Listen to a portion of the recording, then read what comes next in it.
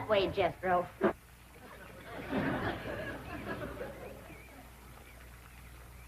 Only one bad thing about putting you still here, Granny. What's that? Drysdale place is downwind. The smell of your corn liquor brewing is going to drive poor Miss Drysdale right out of her mind. She's a drinking woman. How do you know, Uncle Jay? Well, he kind of let it slip out. Remember when we was unloading this from the truck? Yeah? He says to me, what's that? I said, that's still for making corn liquor. He turned kind of white and trembly, and he says, oh, please don't ever let my wife see that. I reckon she just can't leave the stuff alone. Some folks like that. Terrible. Come to think of it, that's how come she's in Boston. What kind of drinking? Yeah. Miss Hathaway says she goes all over every place looking to get cured. Damn city cure's no good. The minute you go to taking it away from them, they want it all the more. I could cure Mrs. Drysdale of her drinking in 2 days. How, Granny? I just telling her she could have all she wanted. When they find out you don't care if they drink, they don't care to drink. That sure would be a blessing. Huh? Over here, Ellie, now. No more talk about drinking. Hey, look, everybody. Ella Mae's wearing a dress. How, Mr. Drysdale's in the house to see you. All right. My, ain't she pretty? Yeah. But, Ellie, you're showing too much bare heart. Well, that ain't her fault, Granny. She just got the dress on backwards. Ellie, honey, put it on the other way around. All right. Hold it. Hold on. What kind of a dress is that? Well, Miss Hathaway says it's a California sundress. Wouldn't let no son of mine wear it. Daughter neither. Granny, you'd best get her into something decent whilst I talk to Mr. Drysdale. Mr. Drysdale's office, Miss Hathaway speaking. Boston. That must be Mrs. Drysdale. No, don't put her on. She'll only make my life Mrs. Drysdale. How are you? How are things in Boston? Oh, the doctors here are just as silly as the ones in Beverly Hills. They insist there's nothing wrong with me. They've got me so depressed. I just had to call and talk to my darling. Are you taking good care of him? Oh, yes. As a matter of fact, he's stretched out on the sofa right now having his nap. How sweet. Well, the moment he wakens, you take his temperature and give him some of that blue medicine. What? He's waking now? Oh, marvelous. Put him on. Tell him Mumsy wants to hear his sweet voice. Speak to your mumsy. He whined. Oh, he probably has a migraine. Oh, poor Patricia, my lord. Even made a hypochondriac out of you. Any message for Mr. Drysdale? Who? Oh, Melvin, my husband. Yes, well, is he there? No, he's up at the Clampett estate. Clampett. They bought the place next to yours just about the time you left for Boston. I don't find them listed in the first families. You tell Milburn not to mingle with them socially until I've had a genealogical check run on them. We don't want riffraff living under our very noses. For pain, one swaller. Don't open near fire. I'll be right in, Mr. Drysdale. Thank you, Ellie Mae. Granny, this is quite an array of medicines you have here. Yep, them's all the remedies I made myself. I wish you'd make something to help my wife. She's a terrible hypochondriac. Oh, What's the hypochondriac? Ellie, you run along now. I'll join you directly. There she goes from doctor to doctor to doctor. Well, I reckon the doctor can't help what's ailing her. Of course they can. It's psychosomatic. But she insists on prescriptions. Oh, I wish you could see our bedroom. Bottles all over the place. I plead with her. I hide the stuff. She always finds it or gets more. You think that's a lot of bottles? You should see my wife after a trip to the pharmacy. Why, she's so loaded she can hardly stagger up the stairs. Sit down, Mr. Drysdale. Set yourself. And she has a dog. A perfectly healthy poodle. Now, would you believe that she Don't tell me. laps it up just like she does? Lord, love. You're sure toting a heavy burden. Now, maybe I can help you. Now, if she was to think that every time that she was to go You can just wear that barrel till your clothes get dry. What happened to Jethro? Get too close to a skunk? He jumped in the pond with his clothes on. Mr. Drysdale, I'm sorry to kept you waiting. Did Granny tell you about her complaints about the kitchen? Jed, I'm ashamed to mention my piddling troubles to a man bowed down with the misery he's got. You know his wife.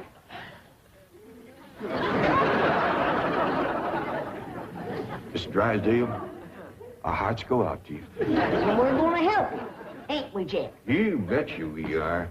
Man serves a poor purpose in this world if he can't help his neighbor. Oh, you're very kind, but I'll manage. I've been living with it for years. Have a nip, it'll brace you up. Oh, no, thank you. I never touch it. You hear that, Jed? Poor man. He's got all the trouble and none of the fun.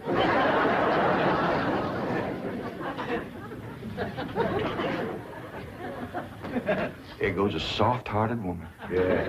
Now, about her complaints. Oh, yeah. Well, for one thing, that electric meat grinder has been giving Granny a heap of trouble. Electric meat grinder? Yeah, listen right here in the dish trough. Oh, it grinds the meat all right, but then you can't find it. It goes down that pipe. And he lost 2 squirrels and a rabbit in that thing. That's a disposal. You only put things in there that you don't want. Now, Mr. Drysdale, that ain't altogether true. Granny sure one of them squirrels and that rabbit. And another thing, this here sideways pump don't work at all. We must have carried in a barrel of water to prime that thing, but it don't work. Oh, there's another thing. Every once in a while, this little thingamajig here makes a ringing noise like that.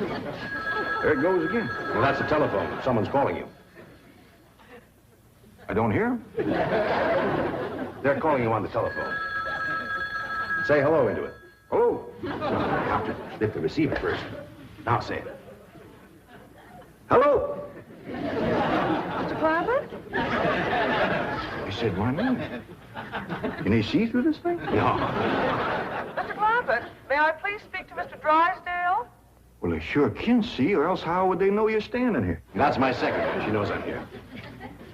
Yes, Miss Hathaway. Mr. Drysdale, I have some messages. But I'll be doggone. Granny! Hey, come look what we got! The Clampetts have just discovered the telephone. Hey, folks, Mr. Drysdale told me what y'all was up to. You can't talk to Ma on that thing. Well, look who's getting too smart for his britches. Too big for him, too. Mr. Drysdale says we can talk to her. Yeah, you think you know more than Mr. Drysdale? Well, I know Ma ain't got no telephone. Excuse me, Paul, operator. You sure spoil things. And who asked you to butt in? I'll get it. I know what to do when it does that. Hello? Yeah, he's here. Well, for goodness sake. Well, sure. Well, howdy there, Miss Drysdale. This here is... Margaret! Oh, how wonderful. What? Man? Oh, yes, the telephone man. Well, how are you? I'm worried, that's how I am. I'm afraid, Milburn, that you've let the wrong kind of people move in next door to us, and I'm dreadfully upset. Now, dear, you mustn't let yourself get into this condition. Control yourself. No, dear, you mustn't come home yet. No, not until we get them in shape. I mean, get you in shape. I'll let you know. Now, we'll wait until you're cute. Milburn, I want to meet the Clampetts as soon as possible. Now, when will that be? What about Christmas? Next year. Milburn, this conversation is making less and less sense. Now, I want the truth about the Clampetts, or I'm flying home immediately. Now, Margaret, please control yourself. I don't want you flying. No, please, dear, please, stay on the ground. Dear, why don't you lie down and take a sedative? And I'll call you from the office. Goodbye. I'm sorry, my wife We understand. Well, I'll see you later. Keep your chin up. Poor me. Don't it just tear your heart out? He is so ashamed of his wife, he don't even want us to meet her.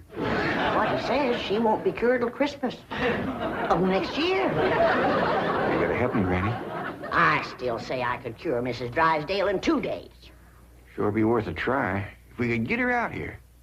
Kid, misery loves company.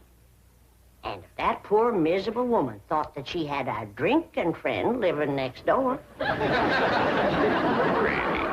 you ain't ever down more than a thimbleful in your whole life. I know, kid. But it'd be worth a little white lie to help a neighbor and save a marriage. But how?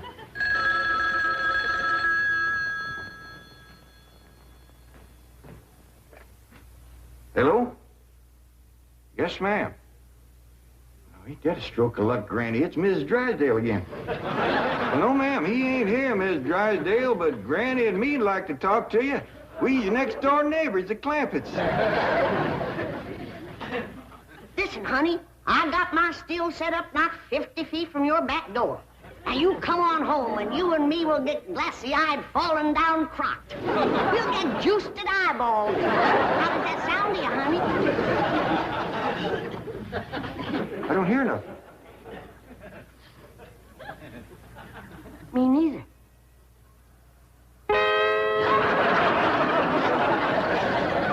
What do you mean my wife's on her way from Boston? That's the message I got when I tried to put through your call. She's on a jet, right? Never mind the grisly details. Oh, I am ruined. If Margaret gets one look at those hillbillies next door, she'll leave me. Get my psychiatrist over here. Move over, Claude. I need this more than you do. Right, you don't need your psychiatrist. You're looking at the dark side.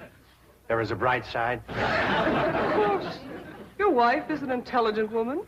She'll see that underneath that rough exterior, the Clampetts are basically fine people. Why, she may even help them to get socially acclimated. You're right. I don't need my psychiatrist. You do. Your wife will take... My wife, through whose aristocratic veins flows blood the color of bluing, considers anyone whose ancestors did not arrive on the Mayflower immigrants. She does make rather a fetish at the family tree, but... But nothing. I'm stuck. Now, I'm either going to lose my wife or my largest depositor. That's what makes the whole thing so difficult.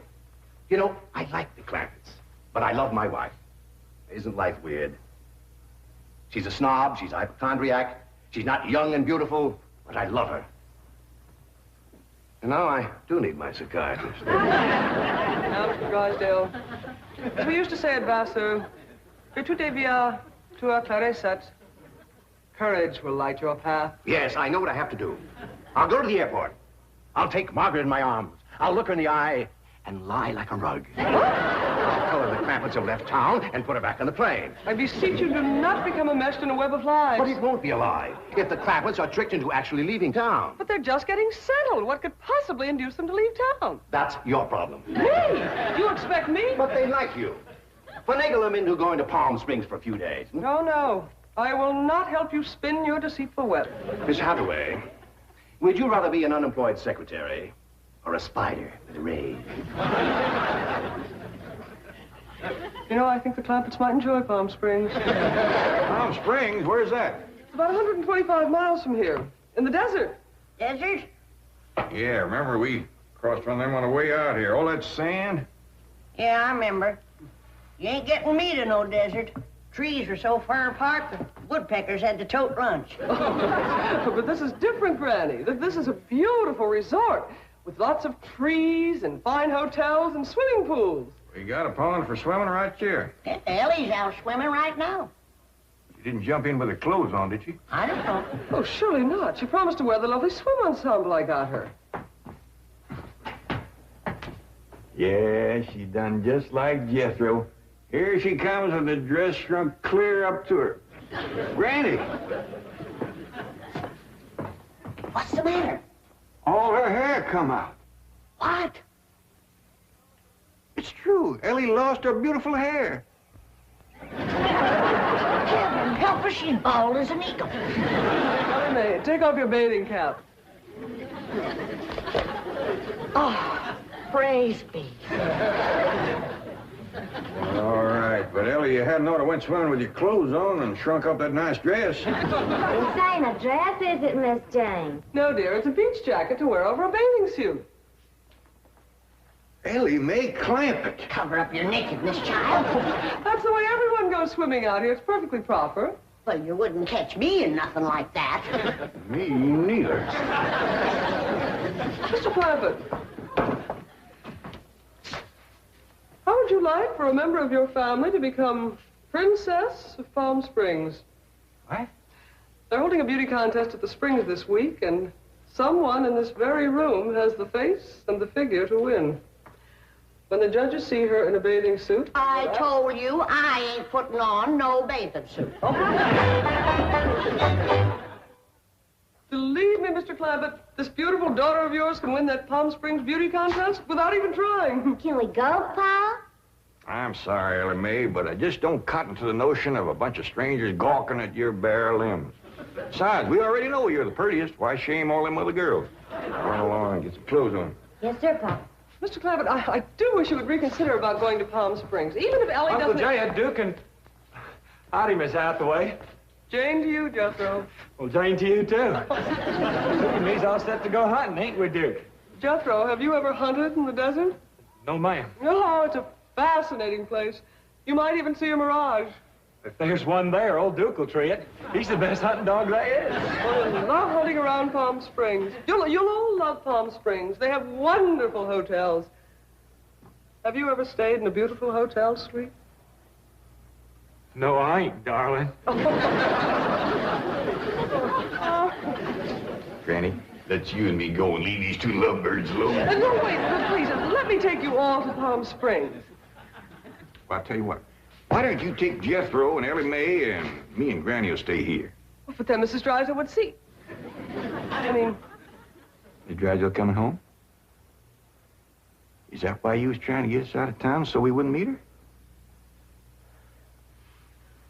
Yes, that is the reason. I'm so ashamed I could die. Well, now, don't go to crying about it. The way I look at it, ain't nobody got a right to be ashamed of nobody else. Good Lord made us all, and if we's good enough for him, we sure ought to be good enough for each other. I'll tell you what. If this means so much to you, we'll all pick up and go to them Palm Springs with you. Oh, bless you. Mr. Drysdale will be so happy. I'll go help Ellie Mae pack.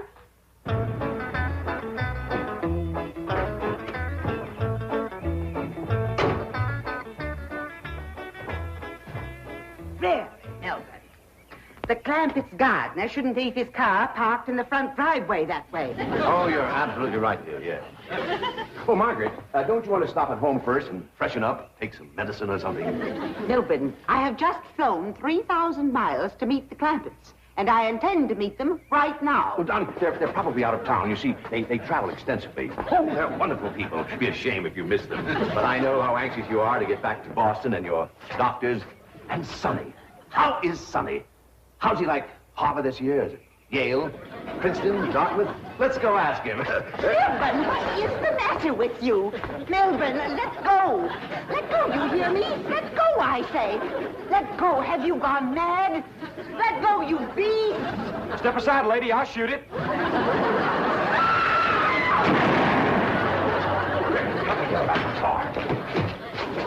What'd you shoot, Jethro? I think it was a fox. Who's that? My wife. And why aren't you in Palm Springs? Let's get her home as quickly as possible. What's going on? Jethro shot a fox. That's Miss Drysdale, stewed to the gills. No wonder they didn't want us to see her. Poor woman. You mean poor husband. Yeah. We can't go up to Palm Springs and leave our neighbor at a time like this. That's right.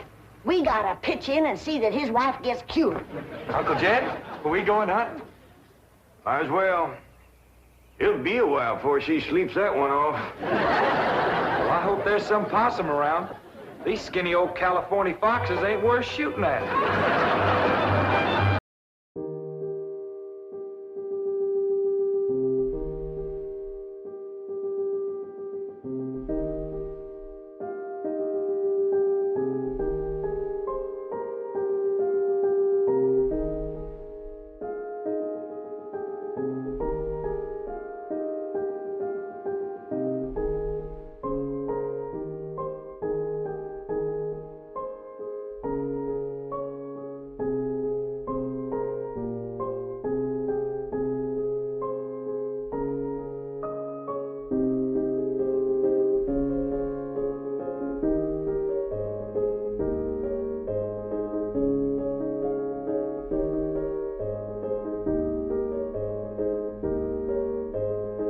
around the side of the house, and I see this here lady fighting with a furry-looking varmint.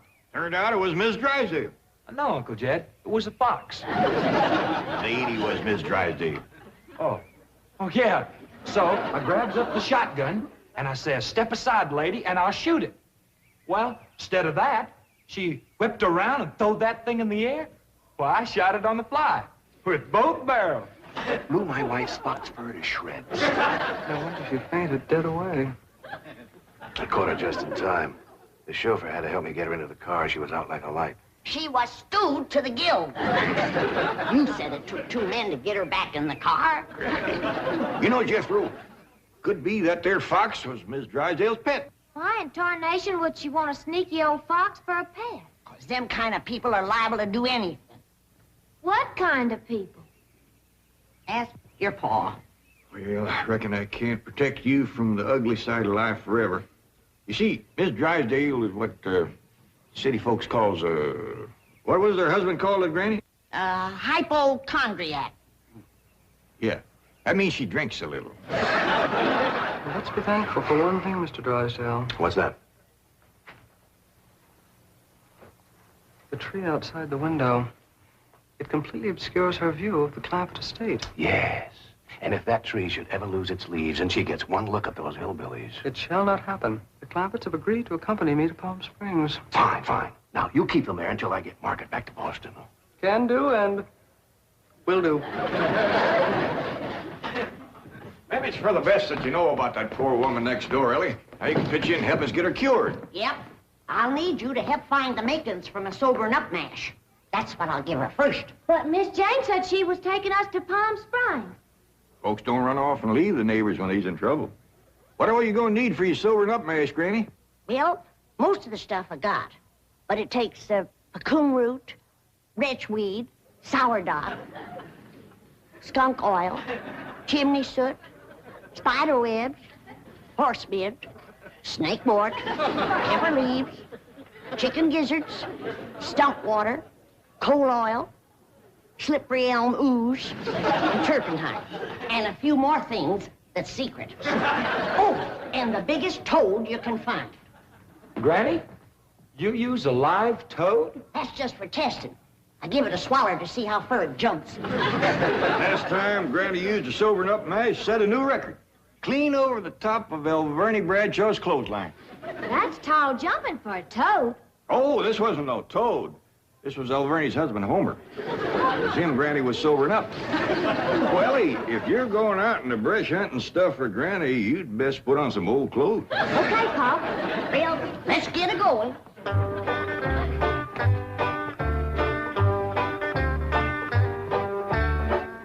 Oh, I pert near forgot.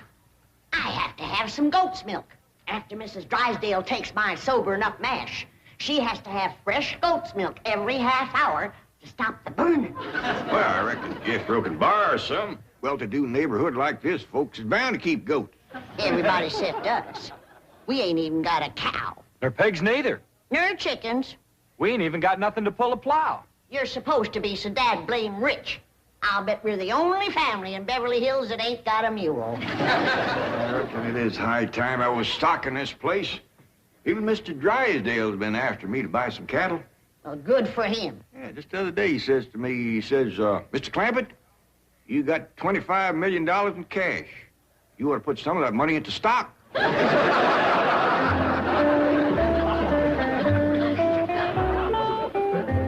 Well, we better get busy now if we're gonna find...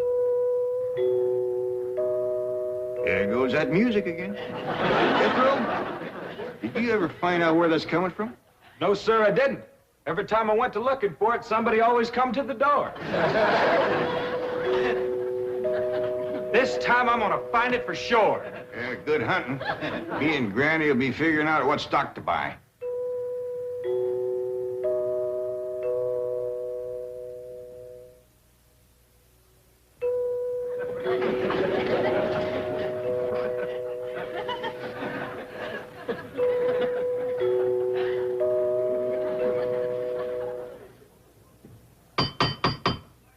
Doggone it, never failed.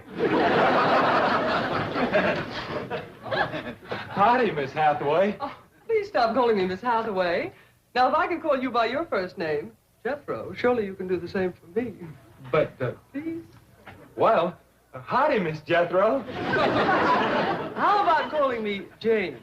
I like that better. Well, are we all set to leave for Palm Springs? No, ma'am. Uncle Jed and me's going to town and buy some stock. Stock? Yes, ma'am. Mr. Drysdale, he told Uncle Jed he had ought to put some of his money into stock. He dictated a memo on that. But you needn't waste time driving into town. You can order your stock by telephone. Now, here are Mr. Drysdale's recommendations. He doesn't want your Uncle Jed to get a bum steer. Oh, Uncle Jed, he wouldn't buy no bum steer. They should be cautious in the bull market. You gotta be careful with cows, too. I don't need this list nohow. Me and Granny's already figured out what we want. That's right. A pair of goats, 3 pigs, 4 cows, a bull, a mule, and a dozen chickens. Reckon we get all that on the truck? Don't have to. Miss Hathaway says just call on the telephone and they bring them out. Oh, now, ain't that nice? Hello? Jed, I watched that banker feller. You have to stick your finger in them holes and spin her a while. All right.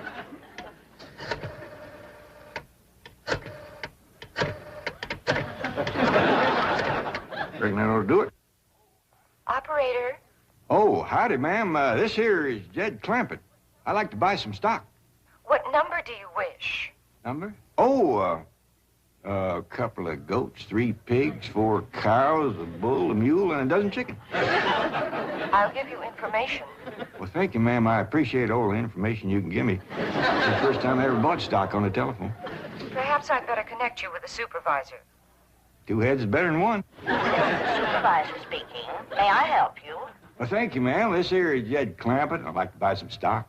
Do you know the number you wish to reach? Well, that's more or less up to the animals. But the number I want to start with is a couple of goats, 3 pigs, 4 cows, a bull, a mule, and a dozen chickens. This sure is a dandy pen, Jethro. As soon as Ellie gets back from the Drysdale, she can milk this here goat.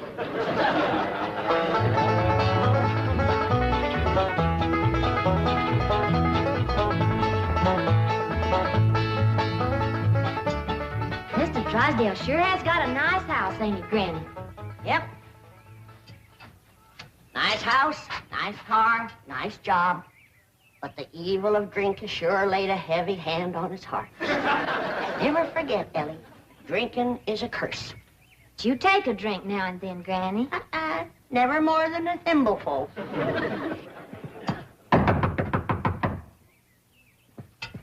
Oh, Ellie, you might have to hold Mrs. Drysdale while I spoon my sobering up mash down her. I'll throw a double scissors and an arm lock on her. Just so you don't cut off her wind if she can't breathe. Yes? Howdy. We've come to see Miss Drysdale. I'm sorry, madam, but Mrs. Drysdale cannot be disturbed. Are you her kin? I'm a butler. Oh, that must have been her maiden name. You were taking care of her, are you? I am a butler, madam. Well, I'm glad to see that her family ain't ashamed to help her. Whom shall I say called? Well, this here's Granny, and I'm Ellie Mae. Paul and Jethro would have come too, but they're busy with the cattle. Very good. Hold on now. We've come to see Miss Drysdale. Mrs. Drysdale is indisposed, madam. She is not receiving. Oh, still sleeping it off, huh? Well, when she comes to, you just spoon half of this down her and then stand back. Yeah, she'll commence to doing some tall jumping. Don't bite you. We'll be back later with the goat's milk. Want me to stay and help you do for Miss Drysdale? We are managing, thank you. Are you doing the washing and the cleaning and the cooking for her? Certainly not. Oh, just letting it pile up on her, huh? I am a butler. Oh, Want me to haul him out of there, Randy, and wrestle him down? kin folks have certain rights. Family comes first. He sure is proud of that family name, ain't he? Yeah. You hear him talk, the butlers don't get wet when it rains. Did you say something, dear? Well, speak up, dear. Can I get you something? Come in. Beg your pardon, sir. The butler said some people from a ranch brought this for Madame. From a ranch? Well, he said they mentioned cattle. They called themselves Granny and Ellie Mae. The Clampetts. They haven't gone to Palm Springs. Yes, sir. Get him in through that gate. That's the way. Suey! Hey, hey, Ah! Get in there. Get in there, Pig. Get in, Pig. Come on. Pig. That's the way. Suey! No, surely not. Marie, tell me I'm hearing things. You're hearing things, sir. Cows, chickens, pigs, goats. No.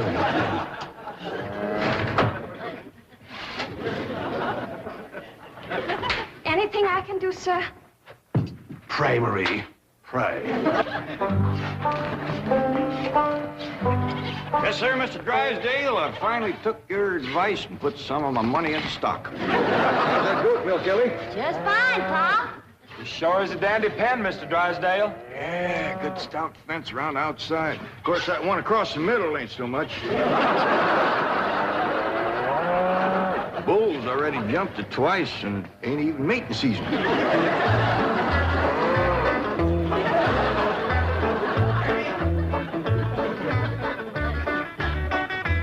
Got ourselves some mighty fine-looking stock. Of course, they need a little fattening up. Mr. Drysdale happy to see him? Granny, he was so happy he couldn't talk. He just kind of hung on a fence and made little gurgling noises in his throat. Well, that poor man has some joy coming to him. I'm glad to be able to help him to forget his trouble for a spell. Here's the goat's milk, Granny. Oh, good, Ellie. Now, you run that right over to Mrs. Drysdale. That sobering up mash smarts considerable unless you follow it up with fresh goat's milk. Ellie, Mr. Drysdale ever find his tongue? Yeah, Pa. Whilst I was milking the goat, I heard him kind of mumbling like he was giving thanks. He says, "Oh, what have I done to deserve this?" Lord love him. Ain't that pitiful? Oh, hurry, child, now hurry. You know, Granny, it gives a person a mighty good feeling to help a neighbor. You betcha. And he needs us, because his wife's kin ain't no help. Who's that? That high and mighty Mr. Butler. That's who came to the door when Ellie and me took the mash over. Wouldn't let us see Miss Drysdale. Well, now, you can't hardly blame him for not wanting folks to see it. Uncle Jed, the bull jumped that little fence again, so I tied him back over on his side. Where's Mr. Drysdale? I asked him to come in for some coffee. It was the funniest thing what happened to him. You know how he was hanging on the fence of the stock pen, kind of gurgling and mumbling happy-like? Yeah. Well, all of a sudden, he points up towards his house and says, "My wife. That's her window." Then he goes tearing off into the bushes like a bear was after him. She took some mash and he seen her jumping. Like Ellie, he's gonna get there with the goat's milk just in time. Oh, Sonny. Sonny, your mumsy just had the most ghastly dream. I was going to see our new neighbors, the Clampetts, and suddenly this dreadful giant appeared with a huge gun and shot my beautiful fox fur. Isn't that the most dreadful... Claude, what are you eating? Oh, did Ravenswood bring my darling boy some nice fishy scraps? Claude. Claude! Marie, come and get Claude. What's the matter, dear? Claude, he's having a seizure or something. Is something wrong? Yes, Marie. Open the window. Yes, let's have some fresh air. No. You take Claude to the doctor. I'll get the window.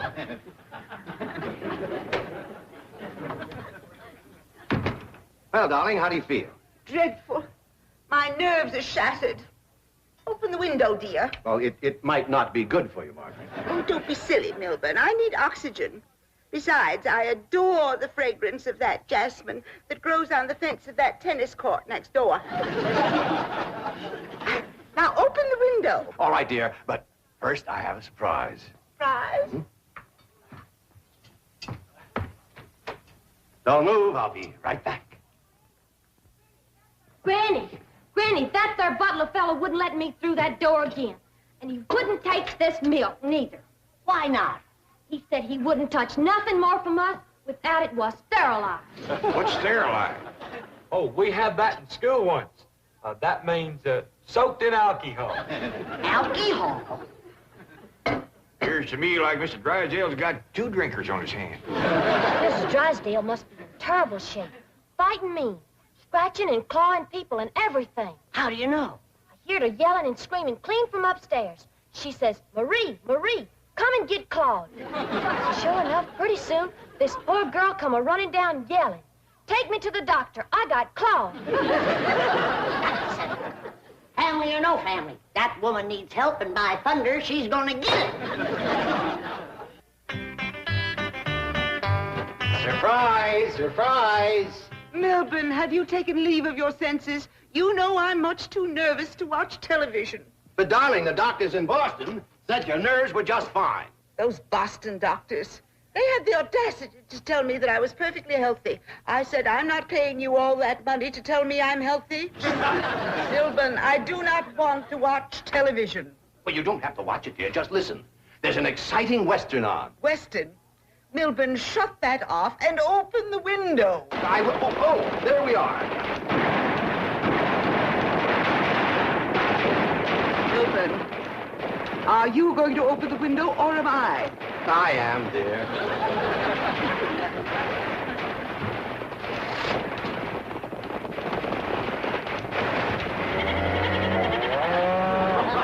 There, you see, the cattlemen and the sheepmen are fighting it out. Well, if you won't turn it off, I will. Oh, dear, I do admit that's a very old clock, but I'm sure we can get something better. That's the window he pointed to right there. I've gotta get some fresh goat's milk up to that woman some way. I could shinny up the tree and climb right in that window. Oh, Jethro, it ain't fitting for a man to be in a woman's bedroom. How about me? No, Ellie. You're too young to handle somebody wrestling in the grip of old John Barleycorn. I gotta get up there and have a goat handy to milk ever so often. I think I got it figured out, Granny. I'll get a rope, throw it over that limb, hoist you up to the window. Jethro, you get that Mr. Butler away from the front door. Then, Ellie, you take the nanny goat, lead it upstairs to her room for Granny. All right, Paul. But that little goat ain't gonna do nothing unless it's got that little chicken sitting on his back. That's all right. Raw egg ain't gonna do Mrs. Drysdale a bit of harm.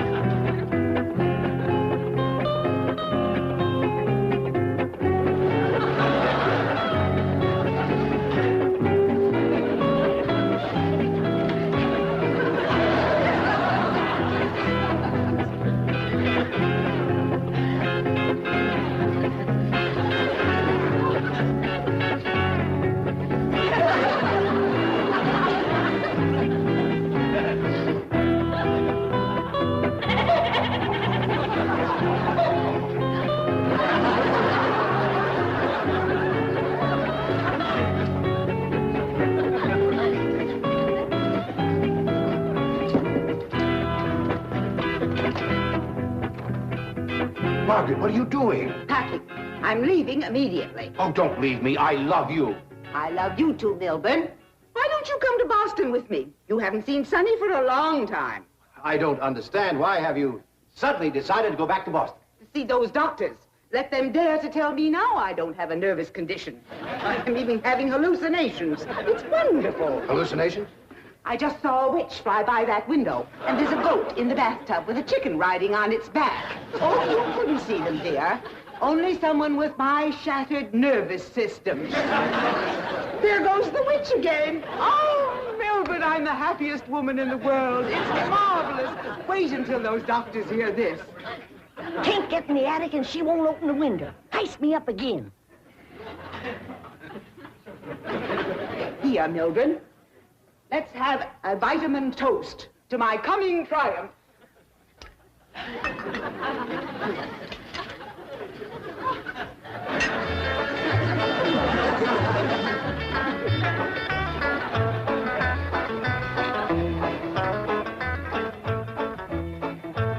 It's too late, Jed. What do you mean, Granny? We didn't get to her in time. Now she's got her husband on the stuff.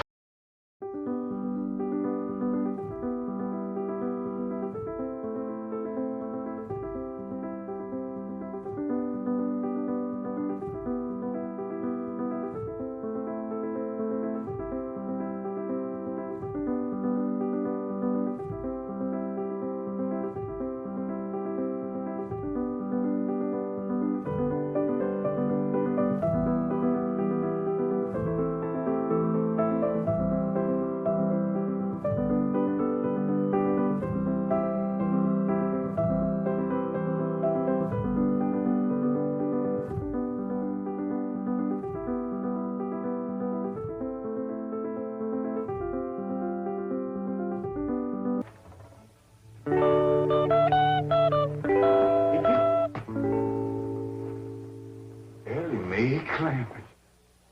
Why, you the prettiest thing I ain't never in all my born days.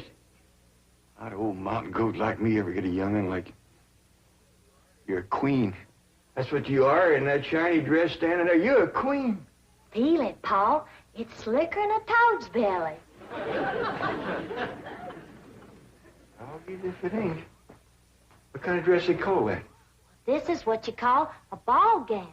A ball gown. Well, you's even catching on to what they named.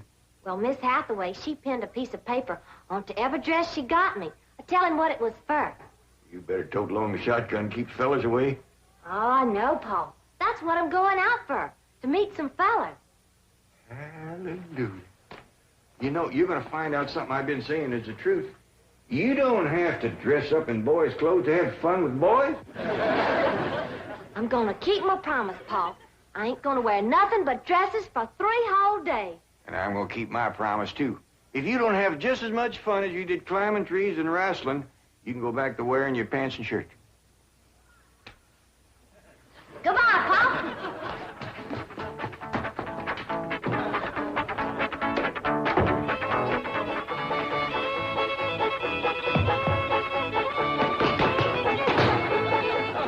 What you doing? Killing ants?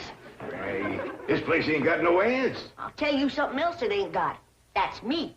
I'm gonna pack up and go home. Wait a minute. Hold on there. This is home. Not to me it ain't. And for my part, they can give Beverly Hills back to the Indians. Or whoever else was fool enough to come here in the first place. Come on, let's go in here and sit down and we'll talk this whole thing over. You just got your back up because the police made us get rid of all our cows and pigs and chickens and stuff. Well, that didn't help none.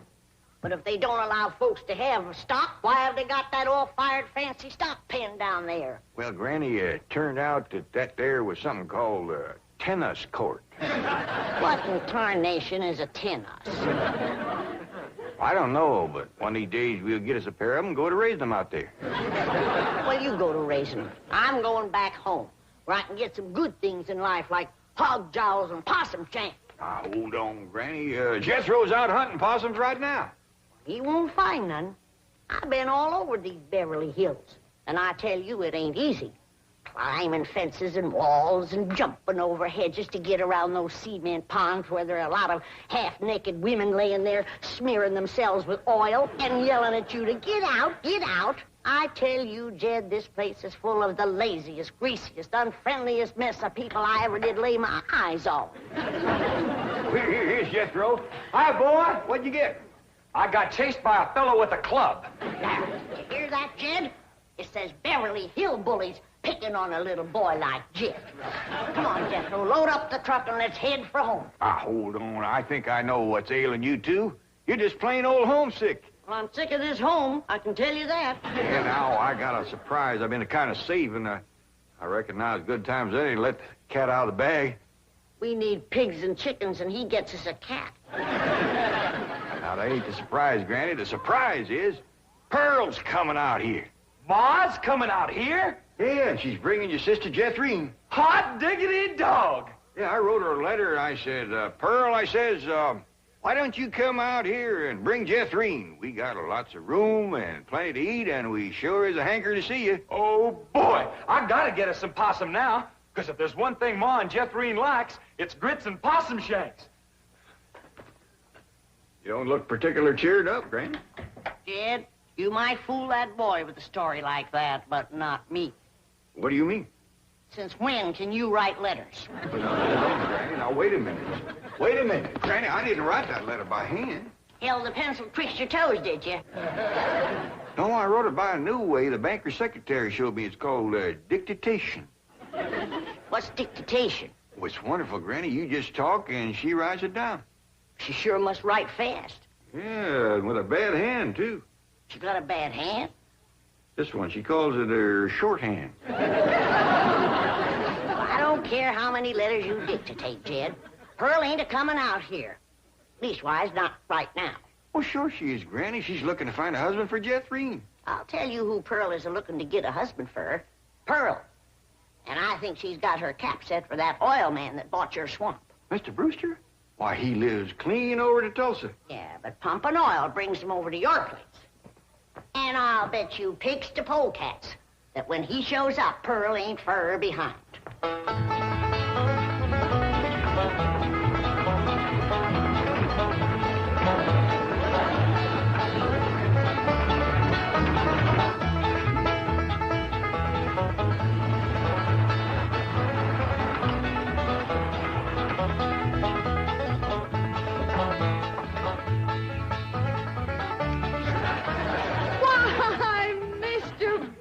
Of all people, fancy meeting you here. Small world, ain't it? Yes, it certainly is. Oh, this here's my daughter, Jethrine.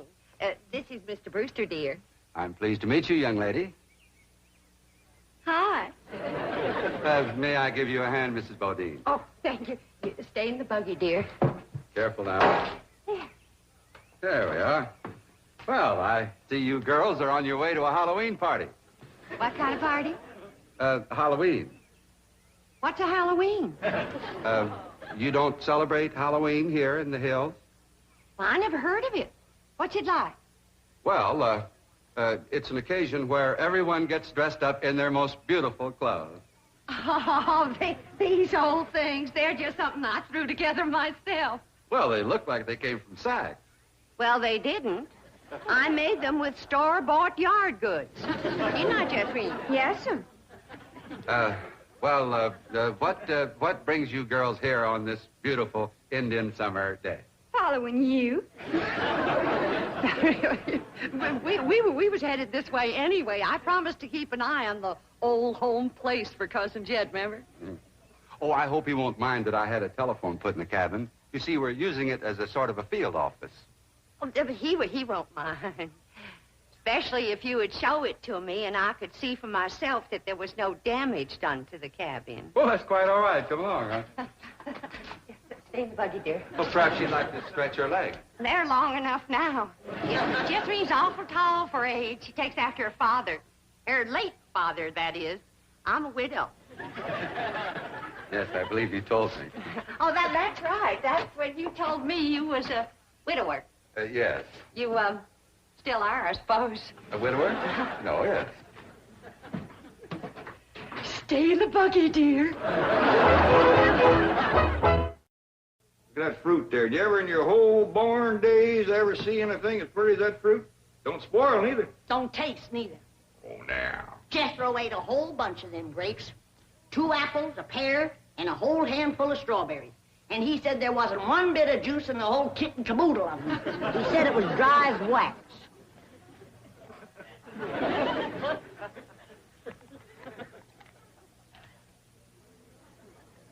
His is mighty dry and gummy. Maybe you ain't supposed to eat this fruit. That's the trouble with this miserable place. You ain't supposed to do nothing. You ain't supposed to have cows or pigs or chickens. You ain't supposed to fire up the still and make a little moonshine whiskey. Answer me, what can you do in this Beverly Hills? Well, you can do lots of things, Granny. Things you couldn't do back home. Name one.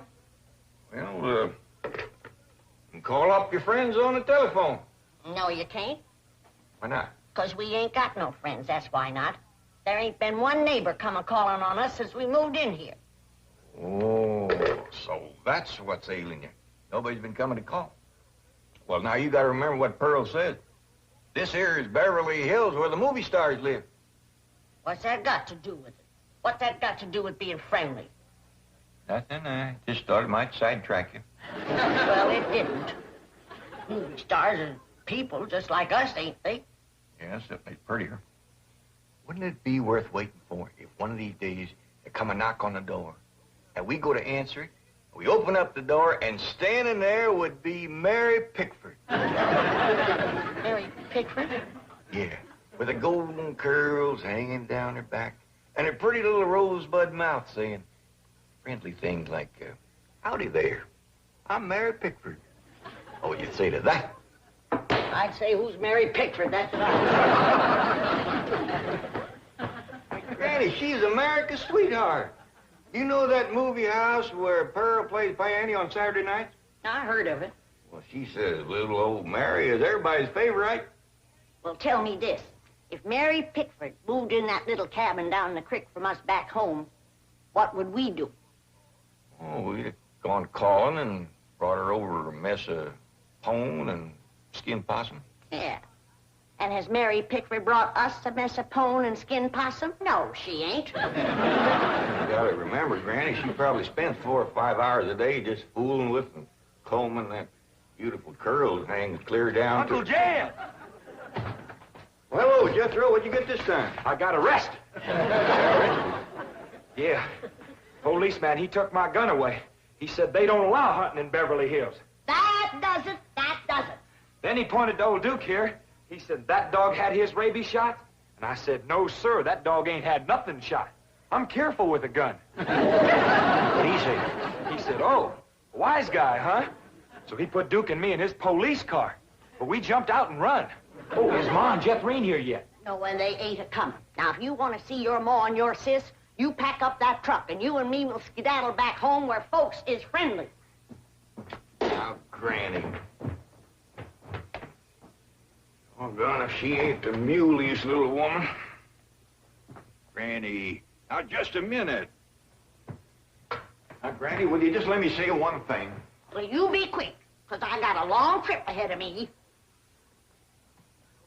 Granny, I know it ain't been easy for you out here. New things is always vexing, especially at your age. But I'm bound and determined to keep this family together.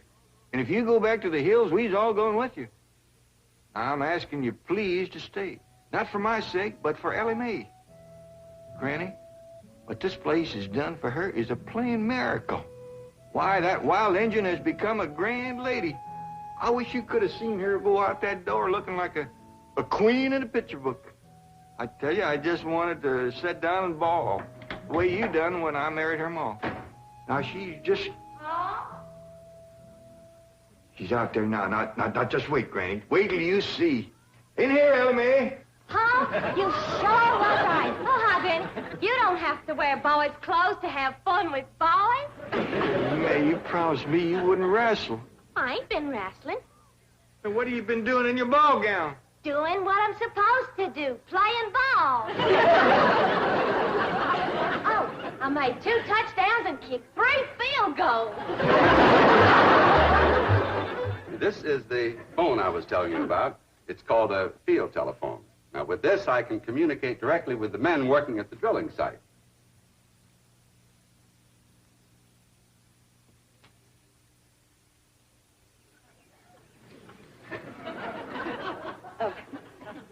Any young men down there?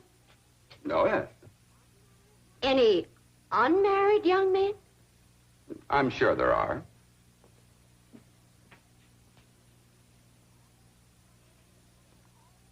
Any tall, unmarried young men? Well, they're probably all sizes. Yeah. Suppose it gets pretty lonesome working down there. Well, it's very likely. This is rather an isolated area. Any specially tall, specially lonesome, unmarried young ones? I don't think I can call any by name, no. Uh-huh.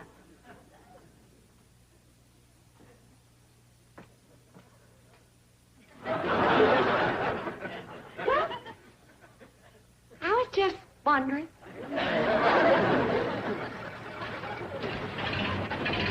Excuse me, ma'am. Could you tell me where the oil drillers are working today? Well, now. What have we here? Rebecca of Sunnybrook Farm, and pretty, too. Ooh-wee. I bet you're an armful of mama. I mean it, honey. I like big girls. You just do things to me. You carry me away. All right. Hey, what's going on here?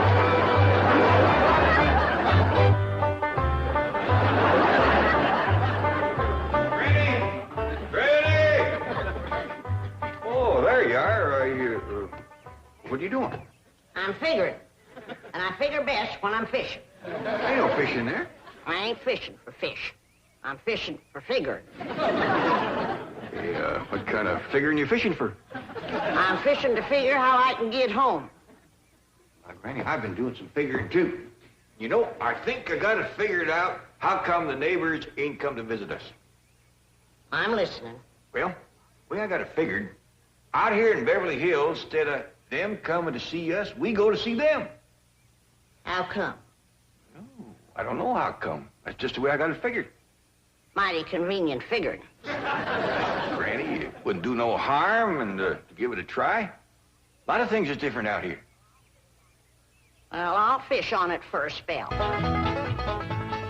Well, let's see now. Which neighbor shall we call on first? Mr. Drysdale's off in Boston with his missus, so let's go this way. If you ask me, let's go back that way. Now, Granny, you promise. Come on, everybody, let's go. You reckon they'll give us a mess of pone or something, Paul? Or maybe some salted down possum. Probably so lie on us.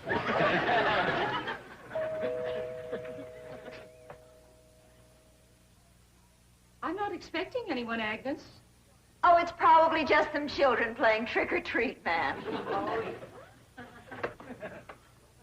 Hi, ma'am. We's the Clampetts. You got something for us? Yes, bro. Aren't you rather big for this? Yes, ma'am, we are. In fact, I don't see how anybody gets through that little door. Just a minute. Come in. Come in and set a spell, as you folks say up in the hill. Well, thank you. We got a lot of calls to make. This here is Granny. Howdy. Hello? I'm my daughter, Ellie.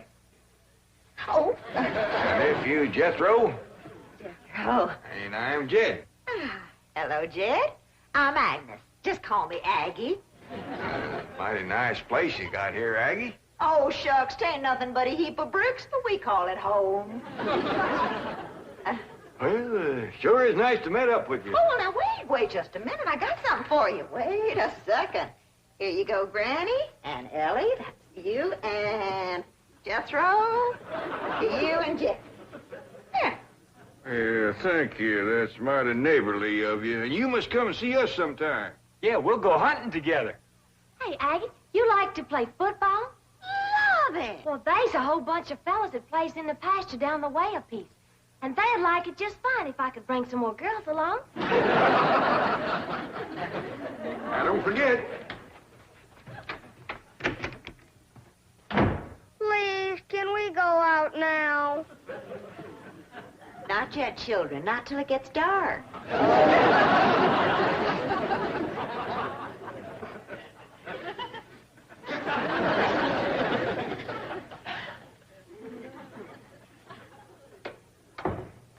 Ain't that the most pitiful thing? Heart-rendering. Just heart-rendering. Nice-looking woman. Friendly as you please. But them young'uns is the homeliest I ever see. Wonder she didn't want to come a-calling on us. Yeah. Reckon I'd stay home, too, if my kids looked like that. Kid, I ain't never gonna say a bad word about nobody. I know what you mean.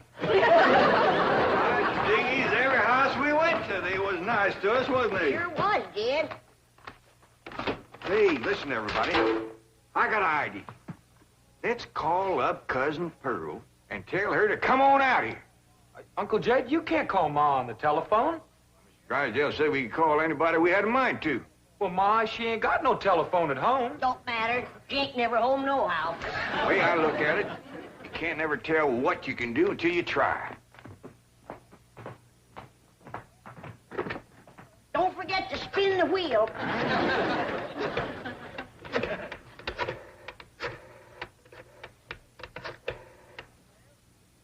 Howdy, ma'am. I want to talk to Pearl Bodine back in Oxford. That's right, operator. J.D. Clampett in Beverly Hills. Jed's sure gonna be surprised to hear me talking at him on this thing. Oh, they're ready to make the connection. Oh! Dad! That you, Jed? You betcha it is. Hello, Pearl, you old rascal. What you doing down there? Hi, there ain't Pearl. This here's Ellie. Jethro talk in a minute, but first I want to say something. You gotta come out here to Beverly Hills and bring Jethrine. If she can't get a husband out here, there ain't no hope. You ain't never seen so many homely young'uns in all your born days.